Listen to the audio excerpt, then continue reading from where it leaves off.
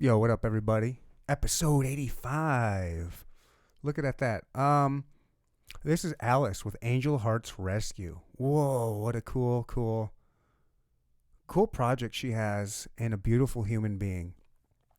She is just a selfless woman that's trying to help out homeless people and their animals.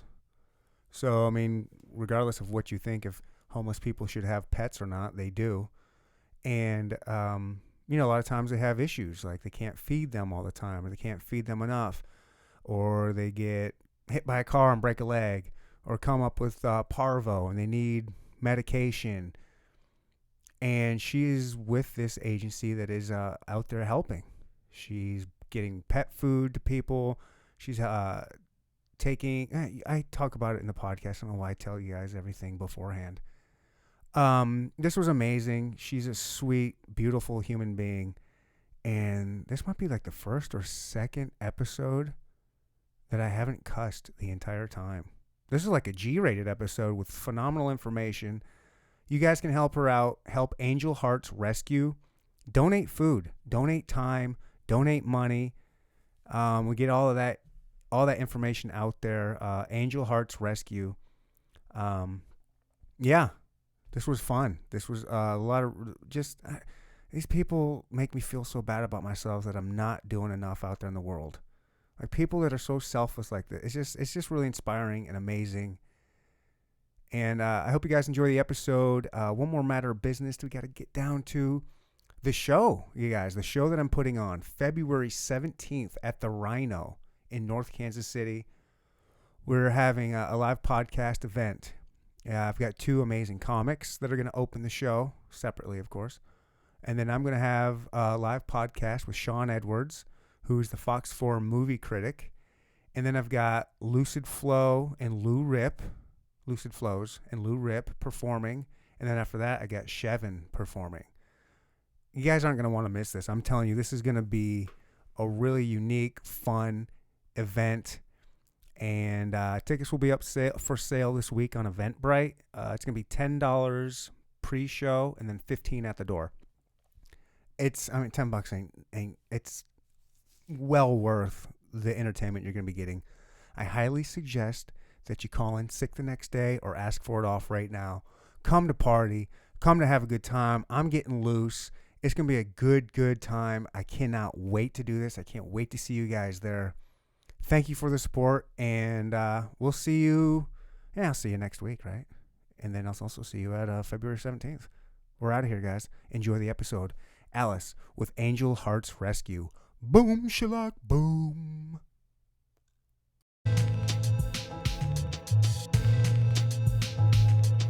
Welcome to the Inner Talk Podcast. We'll no topic is off limits.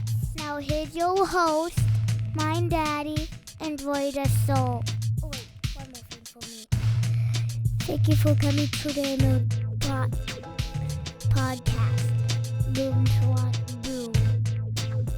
Yeah, because people are going to be, I'm sure, chiming in with what everything's going on. People are doing donations right now and trying to see about getting some of these people off the street. So how much we raise, we can figure out how much we can get people in, like for a couple of days or a few days. Yeah, let's start this off. Alice. Yes. My name is Ryan. Hi, Marian. Nice to finally meet you. Thank you. It's nice to meet you, too. We were both on that same Getting Likes TV show. Yes. How was your experience on that? It was really great because I think when we sat down and talked, Sarah and some of them had some good ideas about where we should and move forward and how to get more people watching what we're doing, where we can get more people involved in and also helping with that physically and with donations. So it was a positive experience. Yeah, You got a lot out of it. It was nerve-wracking, but it was good. It was good to hear what my daughter was in it too. It was good to hear what her thoughts actually were about the whole thing. So yeah, the whole experience was pretty cool, right? Yeah. To have all the cameras and professional people and the whole setup. It was. Yeah. Have you used what they kind of taught you or helped you guys out with? Have you guys used those tactics, and has it been proven beneficial? Well, I think with my daughter, she just felt like doing marketing part was, just focusing on that. But she needed to realize that she had to be out on the street with me too. And I know she's got children, so it's harder for her. I mean, we all have full-time jobs, but realizing that she has to see what's going on the other end, so that when she really reaches out to people and goes and to other places to help raise money, to people that are vendors and other things like that, that she realizes that there's another part to it, that really need to know what's going on with these people, how they got on the street, what's happened to them, how they're trying to get themselves either off or deal with what they've got. So, and I learned too. I learned that I need to be more involved in that marketing part too, and be going to some of these expos or events. We need to do more events. So it's helped. So I guess we should probably get to kind of what it is you do, Okay. other than being on the Getting Likes show. So you run Angel Hearts Rescue. Mm-hmm. No, yeah, it's a mouthful as far as the Instagram. Is it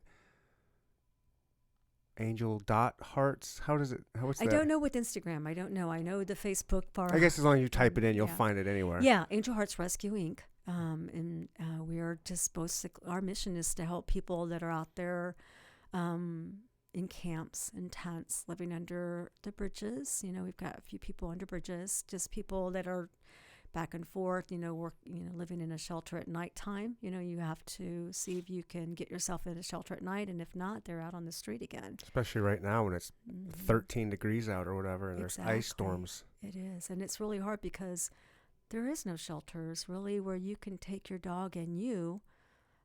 I think there's one that just recently that we are working with. It's called 1020.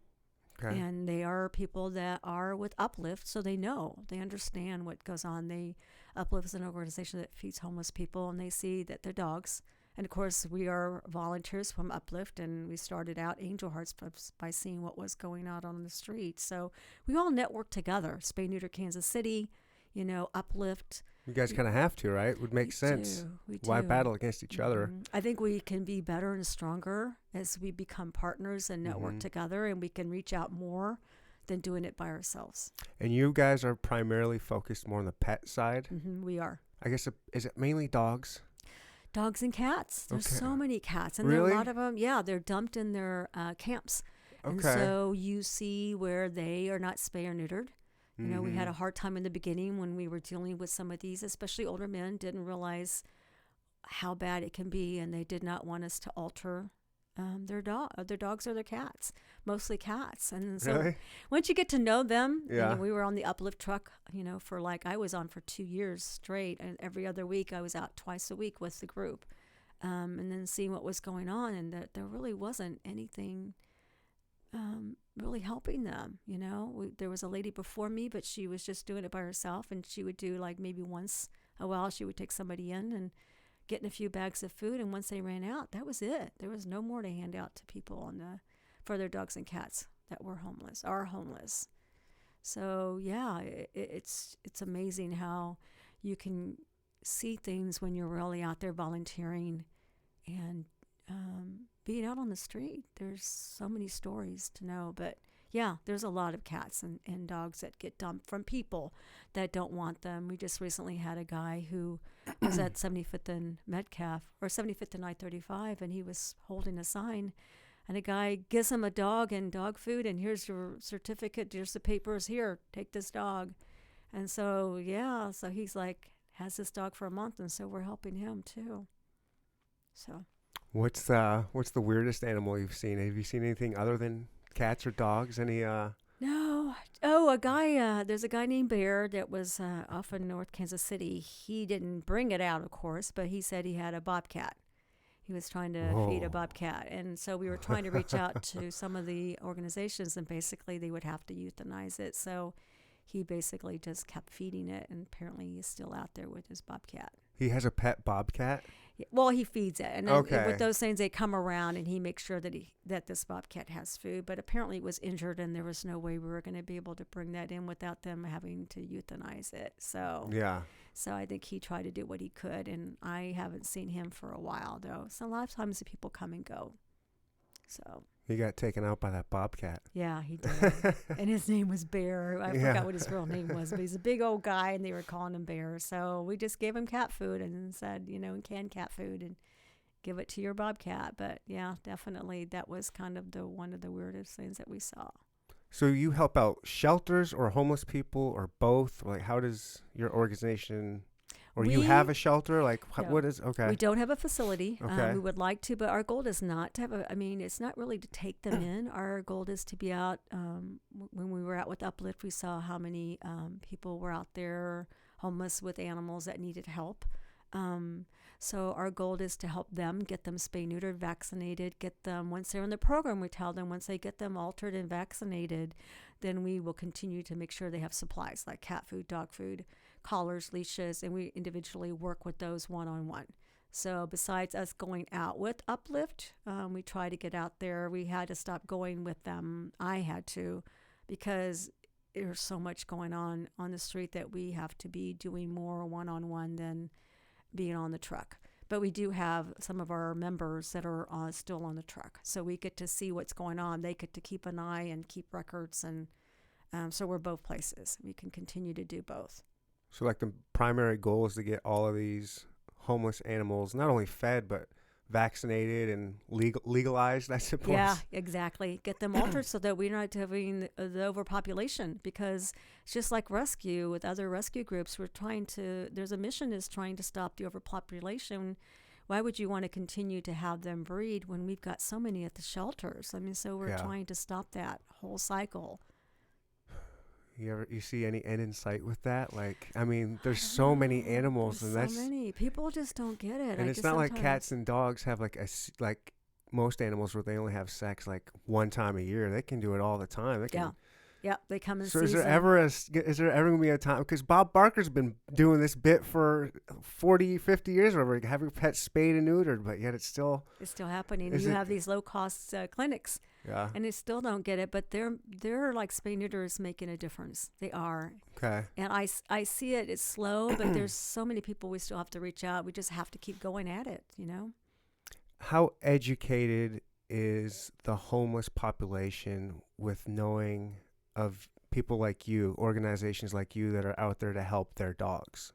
They don't know a lot. They think that they've learned a lot by when they're growing up, and they a lot of times they'll say something to me about when they grew up, when they were on the farm, this is how they did it. I'm like, well, times have changed, This is not what we do. We don't have home remedies. Yeah. Let's get your cat to the vet. We we try not to do a lot of sick calls because we just don't have the money.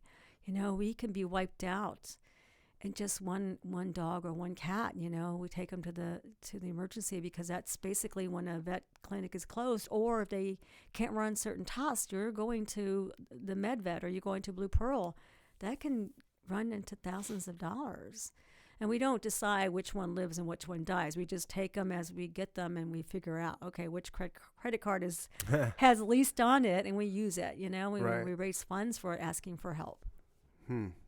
So yeah, it's always trying to figure out how you're going to pay the bills, and what can I take out of my own pocket to pay too. So, but like, do the homeless people know that you guys are out there? Like, do they know how to get help for the most time if they want? Like, is that with Uplift? They do. Yeah. Okay. With the organization with Uplift, and they still see our members on the truck, and they ask for help, or when we're out there.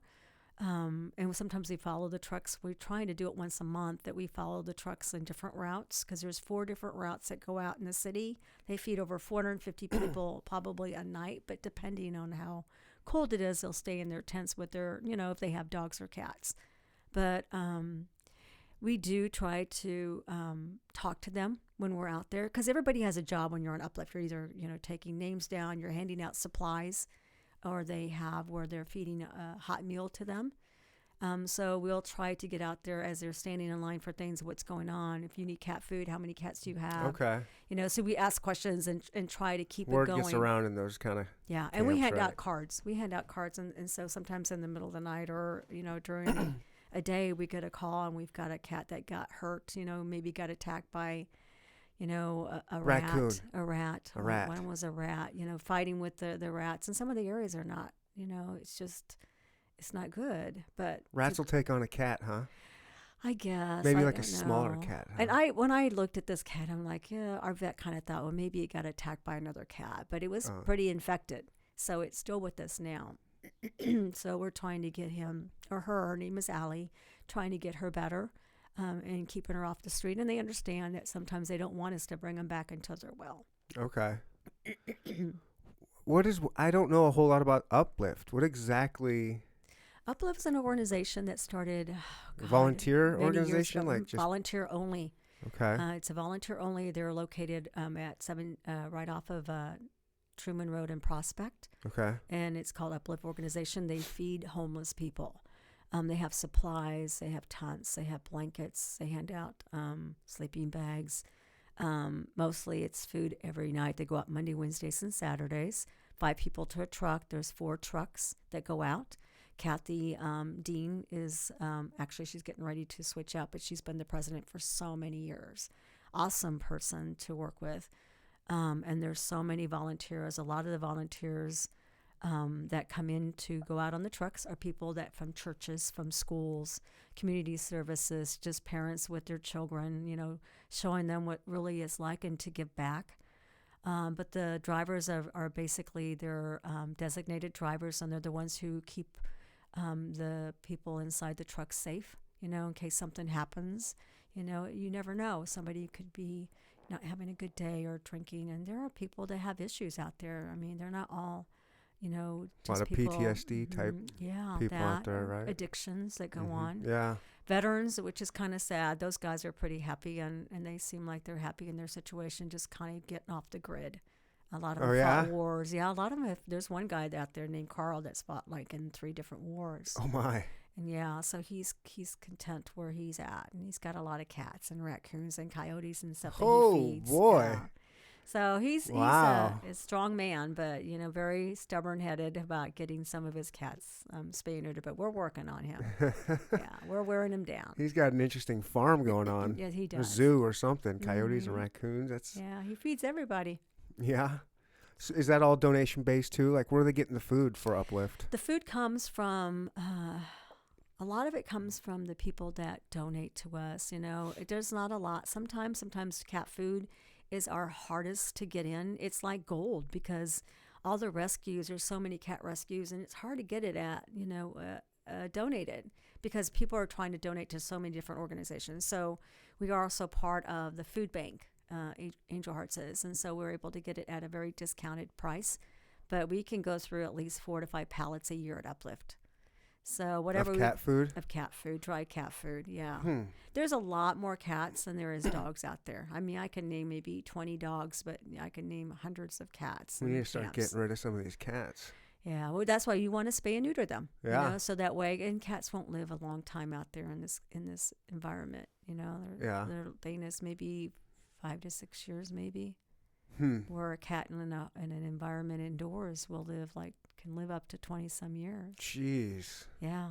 So it's probably not very natural to have them indoors. Oh God, yes. I mean, when we work with Casey, that's another group. We work with Casey Paz, and she's on our board, Sandy Outlaw. When we do adoptions, and I'm the adoption coordinator for that group, we do not adopt anybody who will not keep their cat inside. Yeah. There's no reason to have them outside. I mean, I've seen so many get killed, and it's just not a good thing. There's too many of them out there, and they're devastating the songbird population. Yeah. So there's a reason why we work on everything, just to overpopulation, so many cats. We don't need to have all these kittens out there. We actually went to an area in KCK where a woman, we were helping her, and she had just one cat, and she was living behind a shed on a mattress. So while we were out there, it's a bad area in KCK. There's these moms running around pregnant, and it's like, what are we going to do with them? And so it's like I couldn't walk away from them. So we just grabbed them, and now we're working with a cat rescue group, an awesome group called Tara, and she's helping us get them into their organization where they'll get adopted, and they screen and make sure they go into good homes. So I mean, that's what you have to do. I mean, I've been doing rescue for so many years. Back when my daughter was little, We started out by Animal Haven, just volunteering and cleaning out cages and walking dogs. So we've been at it for so long. I think that we've built up so much networking with other rescues that they know who we are. And I did individual rescue with dogs. I was doing that for a while and pulling when it used to be KCMO shelter off of Raytown. It was so horrible. It was just really bad. They just couldn't get a better facility, and so many dogs were being dumped, and it was just heartbreaking. So that's why I think I got a little overwhelmed. Not overwhelmed. I think it was more depressed. Yeah. And just felt like I needed to take a break. And then that's how I found Uplift. I was looking for somewhere where they went out and fed people, because I would see them homeless with their dogs. And I wanted to be in an organization that I could volunteer where they fed homeless people and dealt with their dogs. And so realized that there was still more of a need. And so that's how we got started. We just started right there. I think it just grabbed us and we got sucked in. Wow. So, yeah, it wasn't something we thought about. It was just right in front of us. We needed to do something. How long have you been volunteering your time as a volunteer for different kind of organizations? Animal Haven, I think my daughter was 12, 13, and now she's 38. So it's been a long time. I was just wanting her to learn how to give back. Sometimes when kids have too much, as a single mom, I always try to give her so much. I just wanted her to be happy. At the same time, I think she was getting a little spoiled. So I was like, here we are. We're gonna pick up poop and hose down these kennels and volunteer at Animal Haven. And then I think I just went from there to following people and going to country kennels. And Michelle Rivera, she's the CEO over at Spay Neuter Kansas City, and just got involved when she was running as a manager at Country Kennels, and then she went from there. She's very awesome. She is really making big changes with getting dogs and cats vaccinated and altered. So she works with us, and she gives us there's no cost if it's a homeless person getting spay and neutered, an animal, a cat or a dog. We don't get charged if it's from a homeless person, but we do rescue prices for vaccinations, which is wonderful. So, did your daughter resist at first, or was she all on board for doing? I think she just thought, I could be doing other things like hanging out with my friends, or staying home listening to back then the radio or what have you, watching TV. But yeah, she wasn't, and I think for a while she just kind of did her own thing, but she was going in a good direction too. I think it was just trying to find her way. And then when I started this, I think after a year, I think she probably felt sorry for me and decided she's not doing, mom's not making any money. She's using all her money and barely getting by. But yeah, she's been awesome. She brings in people and talks to so many different small like pop-ups or even small vendors that are starting out, and they get percentages of what they make and get us into events. And so, yeah, raising money and doing the Instagram and the Facebook and things like that I don't seem to have time for all the time. Or probably knowledge. I know I don't. I don't understand all that stuff so well either. I know. It's moving so fast, Mm-hmm. But you have to keep up if you want people to know who you are and what you're doing. That's kind of why we were lucky to get one with Brenton and him talking to us and getting us in there. So we learned a lot from that. How was it when you watched the episode? Because your episode just came out, right? I didn't get to watch it yet. Oh, I no? have not gotten to watch it yet. But my daughter and I talked about it actually yesterday that we need to sit down and get some of the group people together and talk and watch this. Yeah, I'm really have a little watch party, a little popcorn, some cookies. Yes, yeah, I know. We barely can get our group together. We're meeting starting to do Monday meetings once a month is all we can get ourselves. Everybody is just jam-packed. I mean, everybody's not just doing Angel Hearts. They're doing other rescues too. And they're doing transporting. And they're doing Church of the Resurrection and helping on that in with the homeless people. So we're just so busy that we have to figure out how to get ourselves to do an event. And that's what our next goal is, to work on having a big event. To raise money, charity event? To raise money. Mm-hmm. What are you thinking? Well, we're wanting to see about the Berg Center or some of the other venues that we can be in, and then try to do an auction, live auction, silent auction, and get some of these people that have been wanting to donate items to us. When we went to the Pet Expo, they want to give us items, but we just don't have anything really set up. We're just barely getting by and getting the bills paid, keeping up with the vet bills. And we get large donations at the end of the year, which is awesome. We've got a wonderful family that she just gave us $4,000, and we paid half of our charge card off, which was really nice. It was so nice. Wow. So you just, everything you do is reliant on donations. It is. Donations for cat food, dog food, collars, leashes. Also for donations to pay the bills, Mm-hmm. So yeah, that's how we keep going. We just let them that's know. gotta be stressful. It is very stressful. I have to look at it. It's like, okay, how much I have, and I have pulled out money out of my 401k to pay off some stuff. Jeez, So, yeah, you're dedicated. yeah, you have to, because when you see them out there, it's just hard. It is very hard. No matter what the story is, there are good things, and there's been some bad stuff that we've come across that I never realized what goes on in with homeless people in camps, and you get to know them. You go into their camps. I mean, we've gotten to know them because of being on the Uplift truck. They trust us. What's a camp like? I don't know anything about, especially right now with it. I mean, it's middle of January. We just had a snowstorm. I'm like, what's a camp like right now? Well, I will tell you about White Hawks Camp. There's quite a few people that live in the area, and I won't tell you where it's at. But it's in Kansas, and he's way up on a hill, and he's a veteran. And so he kind of understands how to survive, and he's got all these cats, and that's why he won't get off into I think they have the tiny homes for the veterans, because he's got so many cats. What's going to happen to them? He worries about them, and he works on ones that get dumped, and tries to help us get them into rescue now. In the beginning, he didn't do that, but the camps, he's got a big, large tent set up, and he has got a stove, little one of those portable stoves he cooks on. And he just has collected things, for so many years. And then this summer I went up there and was taking him stuff, and I didn't realize he had like a little tiny garden. Oh, He nice. was growing potatoes off the hill. Very cool. And I was just like, how do you bring your water up? And so when I bring jugs of water, I have tea, these big 48 ounces of tea empty, and I just take water, and water to them is definitely so important for drinking, for hygiene, and to water his garden. Right.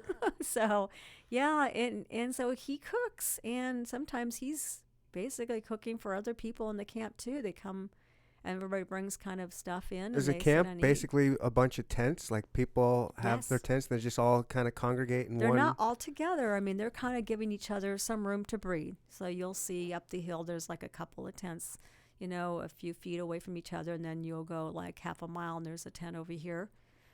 With people, and they may have a dog and themselves, and they come and go.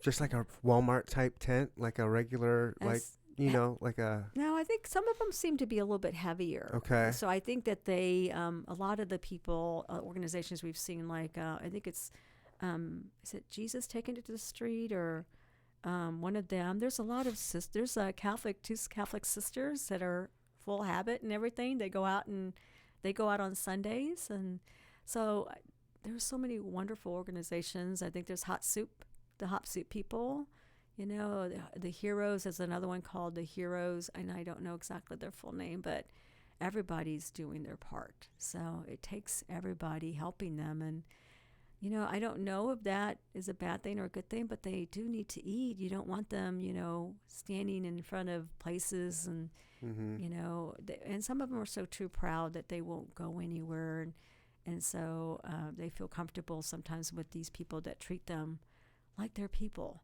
and give them what they have, and here's a meal, let's sit down and have a meal together, and bring out tables and stuff.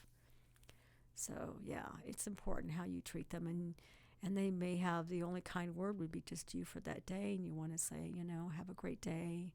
And they'll always say, we'll bless you for bringing things out to us. How do you guys know where these I guess, I don't know. Uplift. They just know where these camps typically, like, there's a certain route they always go, that they always know where these camps are?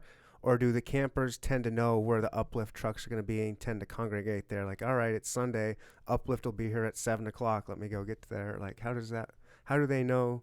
People talk on the street, because I asked the other guy we took into an extended stay with their German Shepherds, and I asked him, how did you know about the place called 1020 That's out in Lenexa. That people can go there at nighttime to sleep, but you have to leave at 7 a.m. I say, how did you hear about that? And he goes, well, I was at McDonald's off of 75th Street, and there were two other guys waiting for Jim Schmidt, to come pick them up, and they take them there. And so he asked this guy, Jim, if he could also stay there too. And they do it only during the winter time. They get them off the street because it's so cold. And so that's how he learned about it. And with Uplift, I think people hear about it and they see the truck. And so they go ahead and they wait with the other groups, and then they let their friends know. Okay. That whoever, if they're in a camp or so. And I don't know how.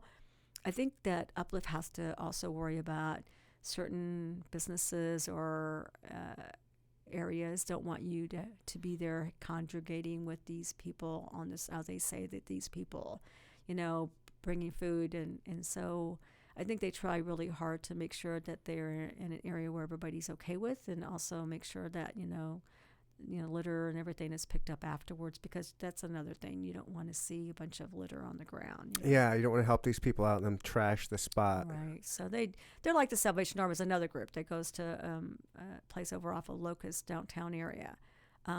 They make sure that it keeps it clean. They try really hard. And to also teach them, some of these guys who just drop their stuff, I don't know what their situation on all of them. Right. There's so many people, is how can you get to know all of them? So our focus is, let's get to know the people that we need to focus on, is the ones with the dogs and cats. Do you know roughly kind of like the size of the homeless population here in Kansas City? I don't. I just know that. Is it overwhelming when you go out? Is it like, I cannot believe how many people are out here homeless in January? Mm-hmm. Yeah, it is. So you will see, though, when it's really cold or raining out, some of them will stay in their tents, and not come out. And they may have gotten to like a church downtown and been able to get a meal, and get some canned food. But when it is warm and kind of conditions are not so bad, not to say that there are people that are standing in line waiting for the trucks to come. I think that it gets to be where in some of the stops, I remember there's like 35 people waiting in one stop to get food and to get hygiene, and maybe they need a clean shirt, and some of them are going to work. They work somewhere and they're still staying in a tent. I know a couple of guys that were doing that and looking for a clean T-shirt and stuff to wear to go to work. So when this truck goes around, is it handing out it's handing out more than just food? Yes. Okay, wow. They have hygiene, medical, clothing, dog food, cat food, canned food. Sometimes they have the donations of canned food, and everything's kind of like on a Monday they hand out toiletries, and then on a Wednesday they'll hand out razor blades and shavers, to shave, and more hygiene. Okay. And then on Saturdays, like if someone needs to request like for shoes, because they get shoes in, they get shirts, clothing, pants. And they size all that in the bin. So when somebody requests, when they come back, they're filling that order. Nice. So, yeah. Wow.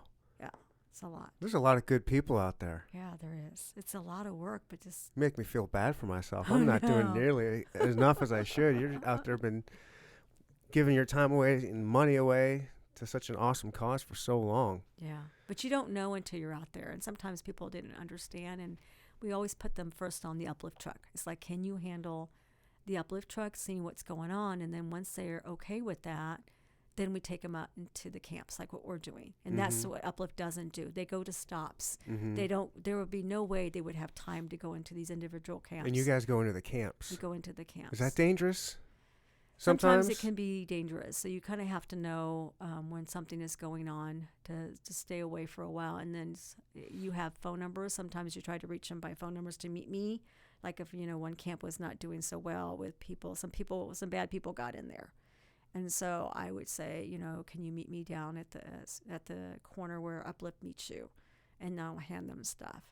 But yeah, you do have to be careful because it's mostly us women. I mean, there's not a lot of really men. Volunteers. It's mainly women for us as rescue. All of us at Angel Hearts there's 7 of us, so we're all women. Oh my gosh. Yeah, so we're all women. But the people with Uplift, there's a couple of more than a few guys have said, look, if you need to go somewhere, you call us and we'll go with you. And even one of the guys who got off the street named Ingo, he's a big German guy. he volunteers, and he says, I don't want you going into camps by yourself.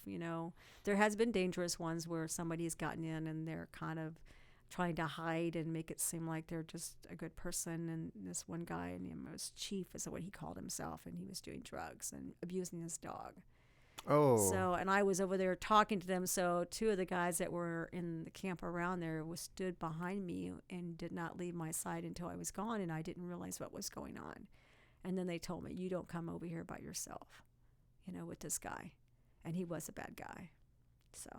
Yeah, I imagine there's, don't want to stereotype, but obviously there are some bad people out there. Just like in any type of society, you've got some good people, and then you've got some that sneak in there that are not so good. Mm-hmm. Yeah.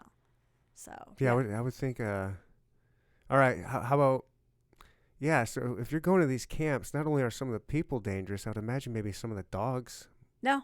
Really? They're all just. No, I haven't seen anything, and they're so well behaved, because when we take some of them in, some of the people that can't get off the street because they realize they can't take their dog with them, and they don't want their dog to continue to live this way. It's been hard. We will take their dog in and have them release them to us. They sign a release form, and then we get them into rescue. And people say that they're the awesome dogs because they're with them 24/7. Yeah, So that makes a good. Yeah, that's a good point. They walk with them. They sleep with them. They're not tied up.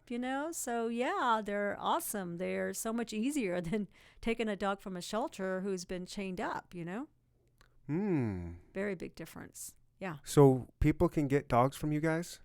No. Okay. We can't. We don't have a license. Okay. So our goal is to, if we get them and they ask us to take them, or if we've had some people that have died on us, and we take them in, and then we send them to, I am with the coordinator with Casey Paws. Sandy Outlaw is the founder, and she will take in the ones most likely we can get in there to get adopted. And we go through that because it's a rescue license, and we are not. And our goal is not to start that part. We can barely keep up with what we got going on now. Okay. So when you get dogs, you give them to Casey Paws. You're allowed to do that? We can transfer them in. Or like I said with Tara, we can work with getting them transferred into where they can get them into a great family. And they're a larger rescue group too. It's called the Animal Rescue Alliance.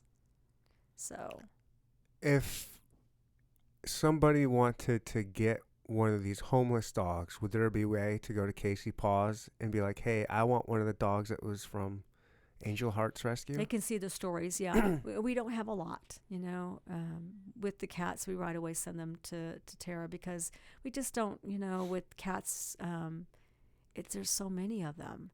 And I feel like with this group, they screen really well. I feel like I can walk away and know I've, taken these cats up to a certain point, and we fostered them, and they've all survived, and they've gotten, they're getting vetted and getting spay neutered and vaccinations.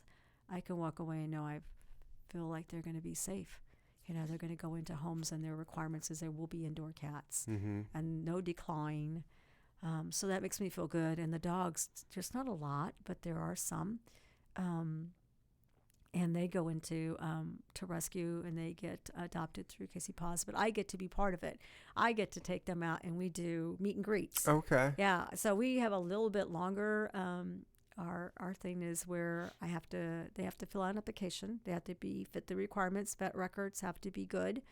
And so that shows me that they are capable of taking care of a dog. And then I meet up with them, and then we do another 2-week trial. This is before they get the dog? Mm-hmm. We do. Oh, wow. We do an adoption. We do a 2-week trial before we do an adoption, just to make sure that they are going to fit. Because sometimes those people will tell us, we get a dog, and it's like, what if it doesn't work? What if it's not working for our family? What if the dog's too hyper, and then we're stuck with this dog? It's like, no, with us, you have time. You have time. You have 2 weeks to, it takes a lot longer, but at least they can see right away if this is way too much for us at this point. And they get to meet with them. They get to spend time with them, and we get to other applicants go meet our dogs at Dogs Fun Place, at Casey Paws, I'm sorry.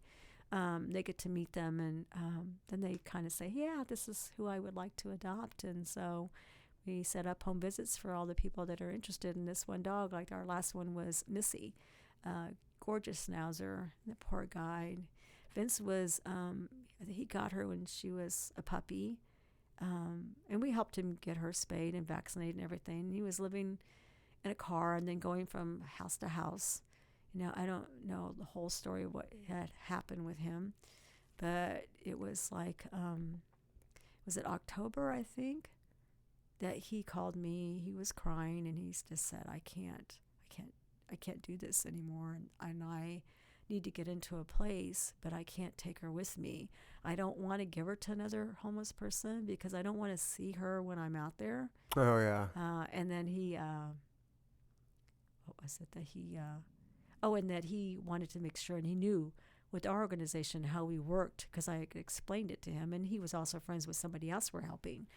They still have their dog, but he's like, I like what you do, and I know she'll be safe in a home and that she will be in a home. Mm-hmm. So then when I went to go pick her up, it was so sad because there he was sitting at a stoop on the sidewalk, and it was kind of sad because he was crying. She was just pushed up against him. Mm-hmm. So those are the kind of things that are hard to see. For sure.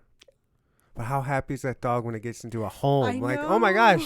So this is what a roof is like, huh? This Yeah. is like heated blankets and Yeah, she's spoiled food all the rotten. time. Was She's probably spoiled grew like rotten. 5 or 10 pounds. Yeah, she was stubborn. Her Missy was very stubborn. She didn't really want dry food. She always wanted canned food. So, but she's living in a family, a single mom with 3 children and a dog. But she didn't like the dog at the first, but now they're just friends. They're Yeah. buddies now. Nice. So yeah.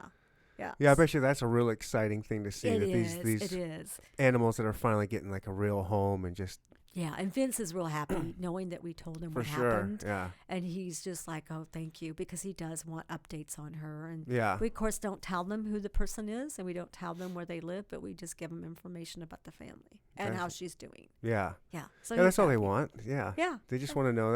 Everybody loves their dog. Yeah. Yeah, people like their cats too, but Yeah. all right, here's a good question. Do you notice if there's a different and maybe more intense love a human has for a dog than a human has for a cat? No. It's Just the as same? strong. Really? Just as strong. Okay. Yeah.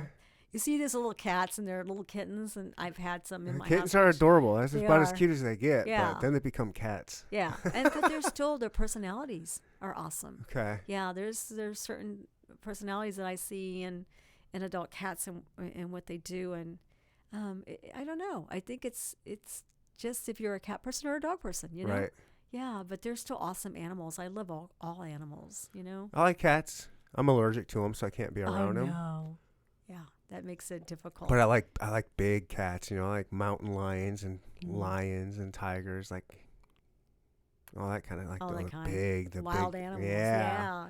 That's awesome. I would love to go on a safari hunt. Cats are such amazing athletes. Yes, It's amazing what they can do. I bet. But yeah, I am a dog guy. Love Love dogs. dogs. Yeah, that's great. I mean, I think it's awesome if you love any type of animal because they're just so smart. People don't understand, you know, and to read up about their, you know, how smart they can be, what they can do to survive, and even just simple things like in a camp when they talk to me about some of their stuff got broken into by raccoons, and the guy will explain they use their little hands and opened up a container that got into the dog food. I'm like, how can it be? It's a container that shuts. It's like, nope, they watch, and it's like, they know I'm not there, and they come down and get into my stuff. Yeah. And I'm like, oh my God. They're sneaky little boogers. Smart raccoons. Yeah, they're real smart. They know what's up. Yeah, they do. Yeah, I don't mess with those things. I've gone camping before. I've seen them in the middle of the night. They'll try to. We had like a little bin with a latch on it with a lid, and it was on there just trying to pull it open. It knew how to like unlatch and pull this thing open, Yes. and we're just watching it through the tent, and all of a sudden it grabbed a loaf of bread and then looked at us when we saw it, and then looked away and then just took off with the loaf of bread. bread. Yeah, with the bread. Keep the bread. Don't leave the bread behind. Yeah, I can have it now. Oh, no. How funny. Yeah. Yeah, they're smart. That's what I think animals are so smart. We just don't know, you know, how smart they are until you start learning about them. Mm-hmm. Yeah, we just have to appreciate them. You haven't run into any pet pigs? When I did rescue on my own, I had pigs and goats that I was pulling from KCMO shelter and moving them to farm sanctuaries. Okay. I did not want them to be eaten. So Yeah. I moved some to Lawrence. I knew some people in Lawrence, Mary and her husband, and they had a farm sanctuary, just a small farm that they started.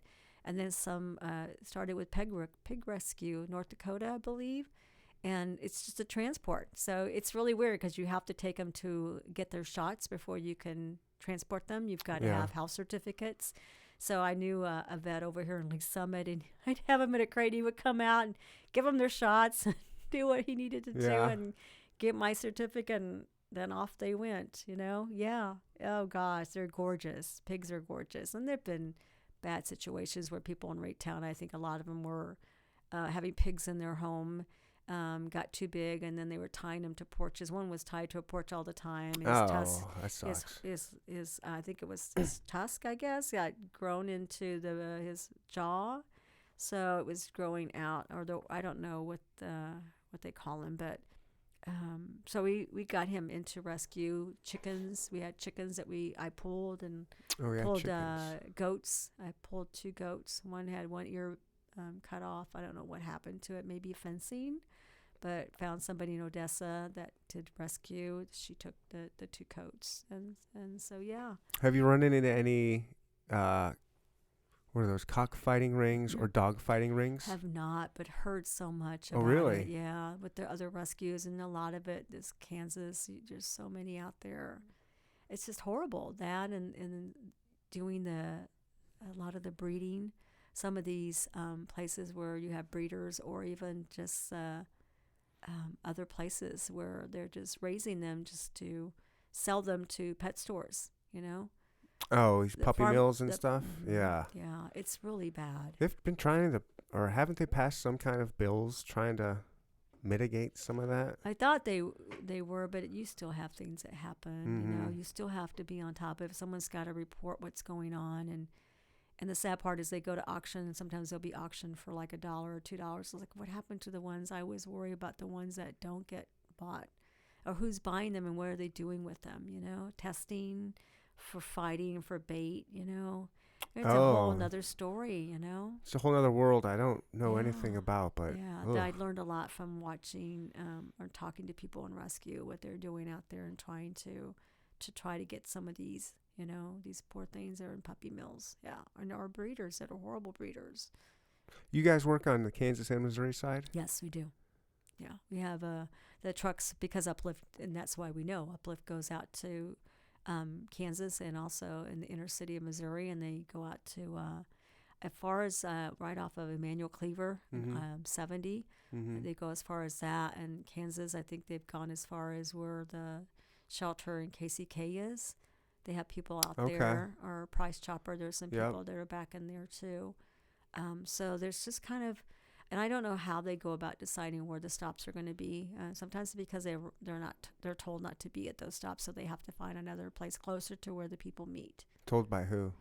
By organizations or businesses. Say, for instance, if you're in the parking lot, maybe like a car wash. I think it's one of them thinking it was already closed. It's nighttime, but someone complains about it, so then they want you off of there, not to come onto their parking lot. I guess I understand that. Yeah, so they find other places for them to be able to meet at. Wow. So. Yeah, it's just you.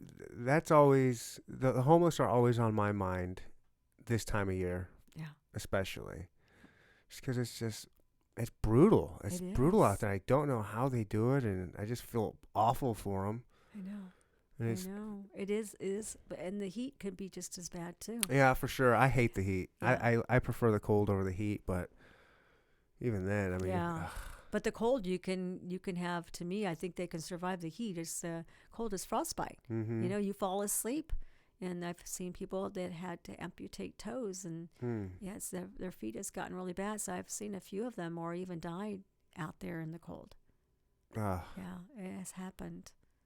So yeah, and so sometimes we end up getting their dogs, and so we try to find homes for them. If they're not adoptable, then we try to find fosters that will keep them until they are. Some of them are kind of old anyway. The dogs are until they pass away. So we hang on to them for the rest of their lives. We don't put anybody to sleep unless they're really sick with cancer. We've had one that had cancer, didn't realize it until she started limping, and so we kept her until it was time for her to go. Definitely that she was just suffering. Yeah. So yeah, then you make those decisions just like you would make it for your own dog or cat. Or for yourself, right? Yeah, I wish that would be that easy. I'm done. I'm ready to go. I'm ready to go. I Yeah. don't want to have any more pain. Just Yeah. shoot me. I Euthanize me, know, yeah. please. Go in there and you get your thing where you're nice and comfortable and go to sleep, Yeah. and then you take the last shot that just says okay. Yep. But no, but we do look out for them, and especially if they're sick, we do the best that we can. So Wow. I don't know what to say. It's just, I don't know. I have people in here from time to time that just make me feel like I need to be doing so much more. It's just cool to see yeah. people that have hearts like yours to. Yeah. I think when the time comes, it'll be there for you, Yeah, and you'll be ready. Even if it's if you have children. I do. Sometimes 6 they and get 3. you- When they start getting a little spoiled, I'm gonna pull that card. We're gonna go Yeah. serve at the soup kitchen or Yeah, something. or something. Yeah, and it's. I think that's how a lot of people get involved is with their kids. They're wanting to show them, how to appreciate what we've got. Mm-hmm. And sometimes it's people like with me when my daughter got older, then I was like, okay, fine. Now I can really be out there late and not worry about, I have a daughter at home that I need to get home to. So Now your daughter's out of the house, yeah, she has. and you're still doing this. Like this yeah. is your passion now. Yeah, I think it's just there. I mean, it's sad. It's not something I want to see, but it's something that has to be done. And my daughter, yeah, she has grandkids. I mean, I have grandkids, and she has two little ones that are my grandkids. And she's teaching them too. They're 10 and 12, 10 and 11. I'm sorry. And so they understand. They understand that. They understand what goes on, and they're involved in a lot of the events that we go to. They go with us. So Oh, cool. yeah, so they get it. They they're good. They're good kids, and that's a good way to start. Your kids. So it's good to see my daughter come to this point and the understanding and compassion that she has, just like I do, and the people that are in our group. It's awesome. They have such strong compassion and dedication. No kidding. And you can, sometimes That's insane. Wow. you get called in the middle of Wow. the night, you have to go, but we try not to be out late. That's one thing I promised my daughter, not to be by myself in an area by myself at nighttime. And sometimes I just have to tell them, I'll just have to get to you the next day. We'll figure it out, before we get to work, we'll go grab them and try to get them to the vet. Mm-hmm. Or somebody who doesn't have to go to work to a certain time, they'll go get this dog or cat and take them to the vet and try to get into our appointments. So we have an awesome vet that we use too, that for sick. It's Mission Animal Clinic, and they're awesome people.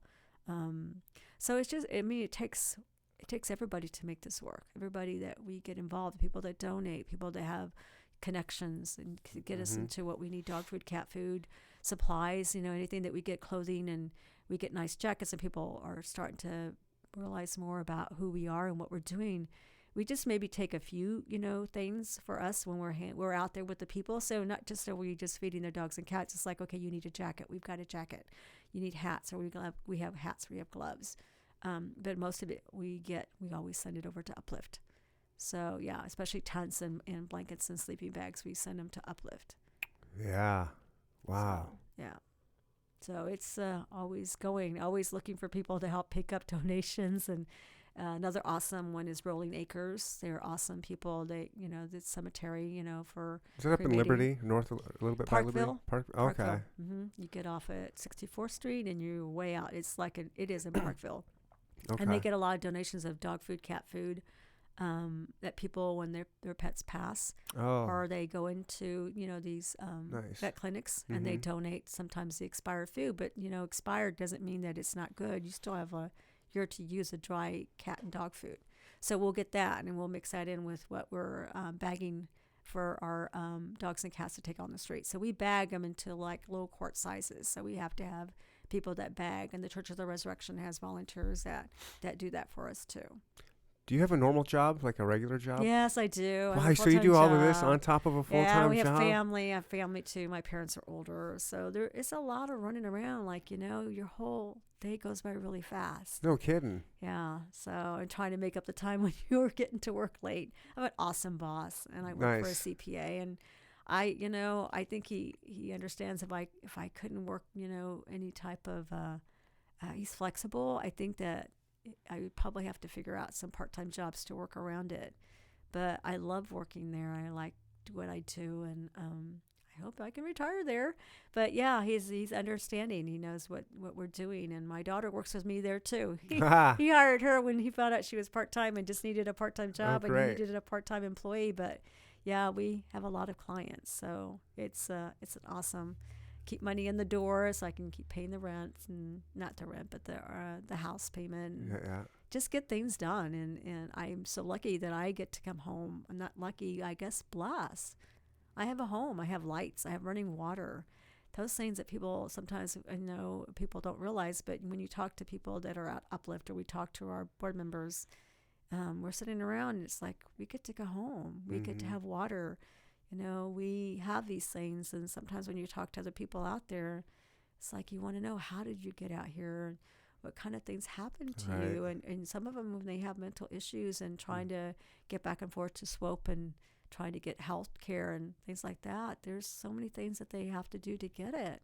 It's not easy. So I've never lived that kind of life before. I've always worked hard and had 2 jobs and been able to provide even more than what I needed. And now it's time to get back, I think. Is it primarily mental illness out there that causes it, do you think? Or is it just all kinds of stuff? Yeah. There's a guy named Phil who lost his job at AutoZone, I believe. He was an older guy, lost his job. The job was no longer that type of position. Mm-hmm. So he did his best, and he couldn't keep his car up. And so no transportation. Then he couldn't pay for some of the electricity bills, and then he couldn't keep up with the rent on the house. So he grabbed his whatever he could in plastic bags, and his 2 dogs, Bones and Daisy, and they were underneath Eastwood Traffic Way. And we got a call from Marlon, who used to be at Spaniard or Kansas City, and say, hey, there's this guy down here. I'm going to talk to him and see what we can do on our end. So then my daughter and I went and talked to him, and definitely didn't want to let go of his dogs. I mean, he didn't know who we were. I mean, we were just like strangers to him, Right. and we told him kind of what we did. And so I think as time went on, a few weeks, and us dropping food off, and other people coming by, even the firemen down the street, brought him food, and people brought him water and stuff, because it was a really hot July. And that was more than a few years ago, maybe 3 years ago.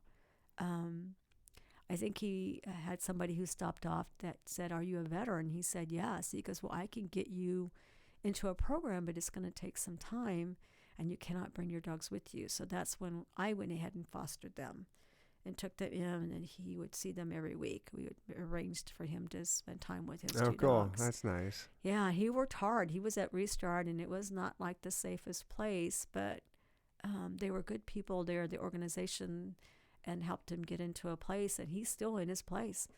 And he has his 2 dogs, and he's so grateful. Yeah, and he's back at Advanced Auto Parts. There we go. Yeah, and he's got a great job, and he went from part-time to full-time, and he was able to buy himself a car. Oh, yeah. All right. Car. He bought himself a used car, and he's still at that place, and he's, they give him I think he had 9 months that they would pay for the rent, and after that he had to have a plan, and they work with you to get jobs and things like that. So they don't just leave you hanging like you've got to figure this out on your own. They helped him with that, and they gave him the resources. And so, yeah, that's awesome beautiful. To see. Wow. Yeah, those stories are awesome. That is, you don't hear those stories as often as you'd like. No. You always hear the negative ones, but you don't hear about the guy that. Yeah. That's awesome. Yeah, we have pictures of it. It was just like, he wasn't flying a sign. He didn't know what he was going to do. He was just sitting there with his dogs, and people were dropping stuff off, and he's like, I don't know what I'm going to do. So it took everybody that saw this, and everybody did their part, and he did his part too, because he had to do the work to make sure that who are you going to contact, who are you going to have interviews with, and trying to get yourself a place, and everybody together, we all worked at it, and now he's in a home with his 2 dogs, and has been there for more than 2 years. I don't know even where I would begin. I mean, and you can see it start to come too. You lose your car. Yeah. And then you lose your electricity, but you still got your roof over your head with some clothes and stuff. And then eviction notice, and then what? I wouldn't even know where to begin. See, I've lost my job twice. Once because I was there 22 years, and he sold the company. And so once his term or time was up because they used him as for consulting. I think kept him for 2 years, and after that, I knew something was going to start happening. So then here I was without a job. Ugh. And then the last one, they were doing some type of computer where they were having things done a certain way. And so my position kind of basically was not there. And it wasn't like I had a lot to do anyway. I knew it was just like a go-between job, and I didn't, when you're looking for something. But every time I was looking, I had all this money still sitting there that I always saved in my 401k and things like that. And I was lucky for all that. I was lucky that I had all that to fall back on. Wasn't ever looking for a job, and here comes this, this last job that I'm hoping that I'll stay there for the rest of my life. But he's very flexible and understands what we're trying to do, and it is sometimes it is not an easy thing. You have to figure out, okay, I'm gonna go to the vet's office before I go to work, and I'll be a tiny bit late, or I will be late. So, but we always between my daughter and I, we make up our time. We can go there and work because tax season's coming up, so you're living it and breathing it all the time. Right. So yeah, but yeah, it is. It is a lot to do. It's a lot of hard work. A lot of people need to be involved and realize, what can you do and how much, and how you treat them, help them, and I would love to be more involved on the people side and trying to get them resources. But, what we're doing right now with the dogs and cats and helping them, keep them and educate them is a lot. And I just try to remember to leave that to those people doing that. And we focus on what we are trying to help them with their dogs and cats and keep them healthy and safe.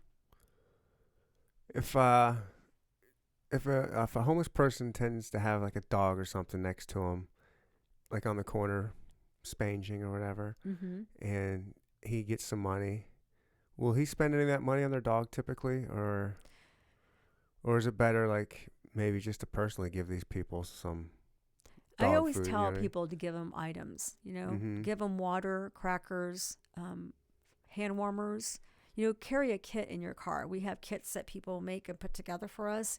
It's a thing of water. It's like a glove, like wintertime, gloves, a hat, crackers, peanut butter. I think they get a lot of peanut butter, but we still put peanut butter with crackers because that fills your tummy. Yeah, it's got a lot of protein in it, yeah. And we'll do some hygiene, like little bottles like people get from hotels, shampoo, things like that. And we hand them that. And normally I'm just like, when I'm seeing them on the corner, I'm like, I'm with Uplift. Also, I volunteer with that. Oh, yeah, we know Uplift. And like, I've got a sleeping bag. Do you want it? I've got hand warmers for you out here today. Would you like that? Nice. Or I have some water. It's hot. Would you like a jug of water? Yes. They usually get, if they see a dog, they usually get a lot of dog food dropped off to them. Okay, and cool. And I've had one person that I just took in, we took into a hotel. He says he gets so much dog food donated that he takes it back when he goes at nighttime to the shelter. He takes it with them to hand out to other people. Oh, give to wow. others. Nice. Awesome. Yeah. He gives it to other people because he doesn't want to waste it. And he doesn't want to tell them no. He just Right. accepts it. That's awesome. Yeah. Well, if anybody, how can people donate to your cause here? Like, what's the best way for people to find you? Like, what's the Facebook better? Instagram, email? Instagram and Facebook. And we have a Facebook, it's angelheartsrescue.inc. The Instagram, I don't know what that address is, but they can always do our email is angelheartsrescue@gmail.com. Okay. And then we have a website that you can go to donate, and it's Angel Hearts Rescue. Gosh, I'm trying to think. At gmail.com, and then we have .org. It's angelheartsrescue.org. Okay. And that gives you some stories. Also gives you, if you want to volunteer, which we always want, volunteers. That would be awesome. And to help us out with things and picking up, donating, like supplies. And sometimes people in the summertime garage sailing, they'll pick up whatever people don't want, and we can get that up to Uplift. So there's different buttons on there that you can go to at our website at angelhearts.org and read up about some of the people we've helped. And we're actually getting ready to do some updates because it's been like that for many years. It's like the last thing you think about, because now everybody's doing Facebook and Instagram Right. and things like that. So that's the best place to go donate people if they want to donate Yes. money. Is money the best thing, or I mean, it's easiest, anything, right? I mean, anything. Money is important to us because we're paying the vet bills. We're always having to pay up the vet bills. I think we reached well over 10,000 last year. I just got our statement yesterday. I haven't looked at it yet, but even with MedVet, we had like the year before we had $9,000 already. And that was just with one dog. It was so bad. Yeah. And it's like, here you go. You're trying to figure out, do you euthanize, her, or do you let her, she was a young dog. So, $9,000, huh? Yeah. And it's so sad because it's so expensive. It's so expensive. You have no choice but to I'm putting that dog down. Yeah. Not me. No. I think everybody. I mean, if deserves a it's my chance. dog, I'm divorced. When I was married, we had 2 dogs. Uh-huh. She's got the dogs now. They're still alive. Oh, great. But if I was still together and it said, hey, this is a $9,000 fix, I'm like, Yeah. nice knowing you. Yeah. But I don't have No. $9,000 to. Yeah. It's But see, you can make payments. That's the good part. I don't care how many payments it is, even if it's no interest. I'm not spending $9,000 on my dog. That's. But the thing is, right, you have organizations that will help you. Britton Yeah. Hunter, Casey Friends, Friends of Kansas City. She's Okay. awesome. Britton Hunter will help you with people that can't help pay bills. So we do direct people there that are like gotten off the street and they have something that's happened, like a dog has a heartworm positive. They need help with treatment. So there are organizations that will help you. So don't ever feel like you need to make that decision. And also, too, you can work with the vet clinic or the Blue Pearl and stuff like that and say, okay, what are my options? So I think with me, I took a risk in saying to her that I want to do the hemoglobin, and this is what we want to do. It was something that happened just overnight, within hours. And I thought she deserved a chance. And this sweet girl it attacked her back. She's paralyzed on her back legs, but she's in a home. She has a cart, and she has an awesome family. And I think it's helped the son more than anything else, because you know how it is to be a teenager. I think that bond has made a good difference for him. So, not only did she get help, but she also helped somebody else. She helped a human being. Yeah. And he's he's bonded with her. And so she goes to soccer games and watches soccer games. That's cool. So, you You haven't sold me, but that's cool. But I just think that, there's a reason and a place why we're put in different places. And so these little miracles are happening all the time. And I just have to be aware and know that I'm going to give them a chance as if it was my own dog. Mm-hmm. I'm going to do that. I'm going to try my best. And, if the vet says it's time, and then I've given, I can't, and I'm just going to say, okay, fine, then we need to let it go. And it's hard for those homeless people, too. Oh, yeah. It's like hard when you have to tell them that It's we their have best to let friend. your dog. Yeah. On the streets, you need to have a best friend, They go home and they're just by themselves. So, we go home and we have family. And maybe these people don't have family. We don't ask tons of questions, but, if they're willing to tell us a story about what's happened, then I get to know them a little bit better. Mm-hmm. Yeah. Wow. Alice, you're a beautiful human being. Thank you so much. Thank you for being here. Yeah. All my listeners out there, go on angelheartsrescue.org, and I don't $5, whatever, whatever helps, right? Yep. Just get on there, help if this compelled you at all. I hope it did. I'm gonna go on there and donate, and I appreciate your time. Thank you I appreciate so everything you much. do for the city. Yeah. This was awesome. Thank and you. all the groups too. I will let you know. It's just not Angel Hearts Rescue. Oh, There's so I many know. rescues It's out amazing how many people are out there. Yeah. Amazing hearts there. that They're are all out there working. helping. We're Yeah. making a difference, and we're making a change. Yeah. If there's anything you'd like to say right now, go ahead. And I just want to say, whoever's out there, just find where you feel like you are comfortable in doing. Get out there and see what's going on. If it's helping children, or it's helping animals, or working with people, older people, senior people, just get involved. And it's so much nicer, and you feel so much in your own life and gratitude and feel blessed when you're helping others. I just think it's awesome. And, it's not something that I expected, but it was just there. I felt like it drug me in, and I'm hanging on, and it's telling me what I need to do. So you got the people out there, and you just have wonderful people that want to help you too. So it's just like being here. You letting us come and speak it's amazing too. Yeah, well, I hope it helps. I hope you get some recognition and some donations and all that good jazz from this. This was awesome. Kansas City's Mother Teresa right in front of me. Yeah. Oh gosh. No. Thanks for listening, everybody. Alice, thank you. We're out of here. Bye. Bye.